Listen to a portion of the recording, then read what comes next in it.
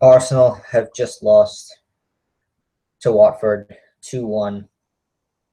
And whatever title challenge that may have been going on, that may have started just happening, has just ended. And you know what? It's just not good enough at this point. It's the same old every single season. It's like Groundhog Day. But for Arsenal fans, it's the worst day of the year. And it's also the most predictable because it comes every year now for the past 13. And today was atrocious. Let's go look at the game before we go on any sort of rant. So right when the lineups were released today, I thought that the lineup was a little bit weak. There were a few surprises. I thought that Bellerin should have been the side at right back, considering that we were at home and we would need that extra offensive capabilities. And I also thought that Oxlade did too much against Southampton to warrant being dropped. I don't understand that decision. And so going into the team, we started off so slow, which we have been doing for the past few months actually. In games, we start way too slow and we leave ourselves with just 45 minutes of football to play, and it's exactly what we did today. And first 10 minutes were just terrible, and it was topped off by us giving away a cheap free kick on the edge of our box, and Yunus Kabul hits it, and Aaron Ramsey puts out his leg, just dangles it. He's just begging for it to take a nice deflection off his foot and go into the net, which is exactly what happened. Left Petr Cech with no chance whatsoever, and there you have it. 10 minutes gone, 1-0 down. But with the team spirit that we've seen with Arsenal this year is that it's never over until the final whistle is blown. So even it was at 1-0, you would think they would just say, okay, let's get our stuff together and we can get back in this game. We've got 80 minutes of football to play. But it just went from bad to worse. Gabriel has a throw-in. He throws it infield towards the center of the midfield. Aaron Ramsey is slow to the ball. Capu takes it off of him. He has a direct run at our defense from the halfway line. Takes it 50 yards, goes past Mustafi. Petr Cech comes out, makes a good save, but he's out of position, and there's a wide open net. And there was 3 Arsenal players around the ball, yet not one of them got to the ball before Troy Deeney did. And Deeney puts it in the net, 2-0 down at the 14th minute. It's disastrous, and you could sense it in the Emirates. It was toxic, and then we didn't wake up, which was the worst part. The rest of the first half went by, no fluidity, and then Aaron Ramsey went off injured, and Oxlade-Chamberlain ended up coming back on, which I think he should have started in the first place. And so he started sort of pushing the team forward, but there still wasn't one player can't drive a whole team. And I love Alexis Sanchez, but Alexis looked disinterested on the left-hand side. Nothing was working for him.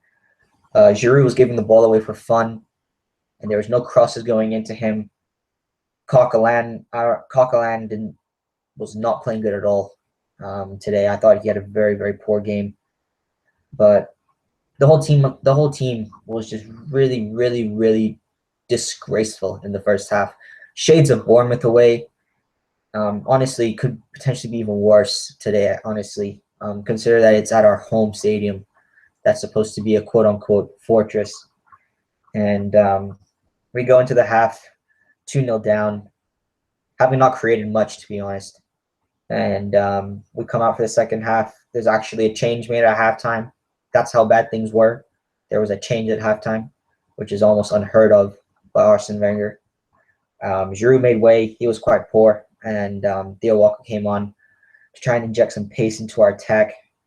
And he was amongst the goals against Southampton. And you can understand why Arsene Wenger wanted him to play. Maybe he can make a goal, get us back in the game. And as soon as we moved Alexis up top and we moved Alex Iwobi to the left-hand side, then all of a sudden you saw a new Arsenal. You saw Alexis getting on the ball much more. We looked a lot more threatening. Iwobi all of a sudden found his touch, found his game, found more space. Same with Ozil. Ozil had a lot more space. He was creating things. And Oxlade-Chamberlain was pulling the strings from behind. And finally we had our breakthrough. Alexis Sanchez on the right-hand side. Nice little skills to get past his defender. Puts a nice little chip ball into Alex Iwobi. And he sort of improvised the finish, and it was a very nice finish. Passed it into the bottom right-hand corner. And there's 2-1. And there's about 30 minutes left. And at this point, I'm feeling really confident. But we sort of took the foot off the gas a little bit for about 10 minutes. And then I think Lucas Perez came on. And once again, I mean, the guy really deserves to be starting, I think. And again today, his cameo appearance, he made things happen in just a short time he was on the field. And I think Arsene Wenger's really got to consider playing him against Chelsea. But we'll talk about that later. Lucas Perez had a great opportunity when he hit the crossbar. Again, we were getting close. Ozil had a shot here and there. We were getting close, but we never really had a great opportunity. Gomez made some good saves on Alex Iwobi. And eventually, like I said, the best chance we had in the second half was Lucas Perez hitting the crossbar. And it just wasn't meant to be. Again, it was too little, too late. You can't always expect to come out second half flying and bail you out every time. We got lucky against Burnley. We got lucky against Bournemouth when that happened. But your luck's bound to run out sometime. And today was the day. And full-time whistle blew, and you knew that the title was over. And it's just so upsetting as an Arsenal fan to see the same things happen year after year after year. I mean, there's got to be a point where we as fans say, you know what, enough is enough. And I don't want to make this into a Wenger in, Wenger out, because he wasn't technically on the touchline today. I think there are a lot bigger problems at this club, not just the manager. I think it goes deeper than that. I think it's a player mentality. I think it comes from the very top with Stan Kroenke. But about the game, it really did end any sort of title hope that we had. And all you can really hope for now is a good FA Cup run, or somehow a great miracle in the Champions League where we get past Bayern. But it's so upsetting to see that. And it honestly, it has shades of last year, where we played Leicester when Danny Welbeck scored that great goal in the 94th minute, that header that won us the game 2-1, and we were only a couple points behind Leicester. And everyone in the English media was dubbing us as right back in the title race. And as soon as those phrases are uttered, Arsenal completely bottles it. And we went and we lost to Swansea, and we lost to a complete academy roster, Manchester United. That was appalling. And you have it again this year. As soon as Arsenal's name gets being mentioned in the title race, we bottle it. We knew today that there was a very realistic chance that Chelsea would drop points. They were going to play Liverpool. Liverpool has had a string of bad results. You know, Klopp gets his team fired up for big games. But we knew that, and we knew the pressure was on, and we bottled it. So we have no one to blame except ourselves.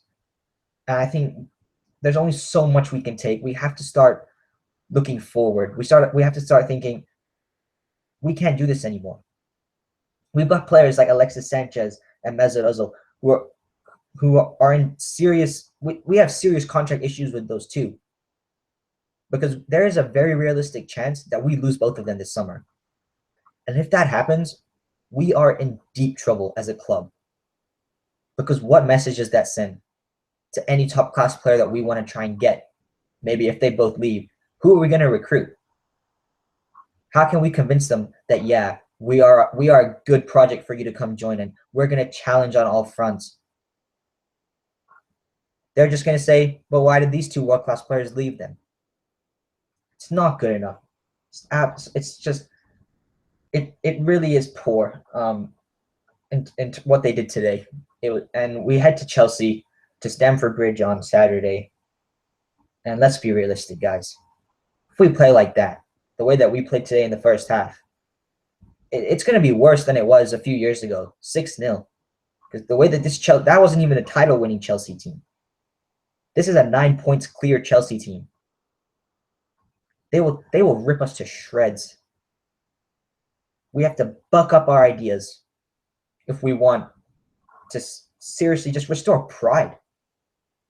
I mean, losing to Watford at home is just embarrassing. Embarrassing. Now we're 9 points adrift of Chelsea. Let's say we beat them 6 points. Any other team in the league, you say 6 points, yeah, they've got a chance. They're right back in the title race. With Arsenal, deep down, 6 points is too much. When you still got Tottenham to play at White Hart Lane, when you still got Man City to play, when you still got Manchester United to play, when you still have Liverpool to play at the Kop, you already know that we're dropping points in at least a couple of those games. So for me, the Premier League season's done, which is really upsetting. It's just not good enough that we have to concede the Premier League title on January 31st when the season keeps going on until May. It's not acceptable. As a club, where are we going? We're stagnant. We do the same thing every year. It's the same rhetoric. And soon we're going to be fighting for top 4. Oh, we're going to get top 4 and maybe have a nice little decent cup run. Round of 16 Champions League exit. That's probably what's going to happen. And I'm really gutted today because it really did look like this team had something different about them. With the Burnley last-minute wins, the Bournemouth coming back from 3-0 down, and Southampton early in the year, the penalty decision and us winning in the last minute, you could tell that there was something different. At least that's what I thought. And today brought me back to reality. And it made me realize that this is just the same old crap that's been happening year after year for the past 13 years. And it's really upsetting, but I think we need to wake up as a fan base.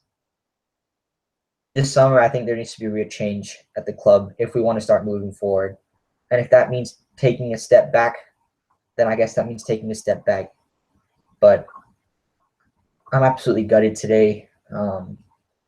Let's hope that they come back and play for a little bit of dignity against Stamford Bridge.